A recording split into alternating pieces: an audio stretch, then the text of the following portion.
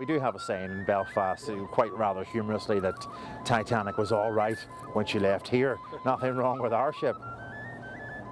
Everyone knows where the Titanic ended up. Its back broken, buried beneath the North Atlantic.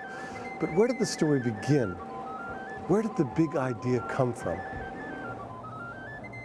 A lot of people don't associate, the Titanic with Belfast. It's either Southampton or in the stern of Titanic it says Liverpool, where she was registered. This dock opened in April Fool's Day, ironically. The world's biggest dock, holding 21 million gallons of water. If you're from Europe, that's 85 million litres. But for the Irish, and maybe some of your readers, that's 168 million pints of Guinness we can hold in the dock. That's a lot of Guinness.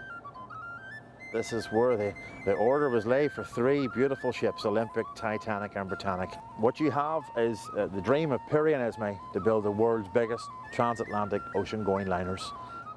Titanic was the biggest ship in the world at the time, over 1,000 tons heavier than her identical sister ship.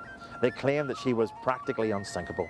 She was on her maiden voyage. She sat right here in the world's biggest dry dock. Everything about her was the biggest in the world, and took 2 years to design, 3 years to build. It carried all a cross-section and a microcosm of all the first, second and third class from society, and carried the goodwill of all the people of the city of her birth. She sinks tragically 12 days into her maiden voyage. That is such an unthinkable thing happened to the unsinkable ship.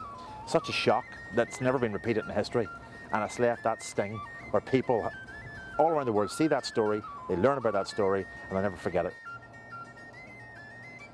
It's a tale been told a million times in a million ways, yet our fascination never dies.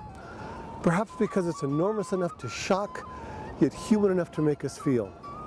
But however we deconstruct it, it is the unsinkable story.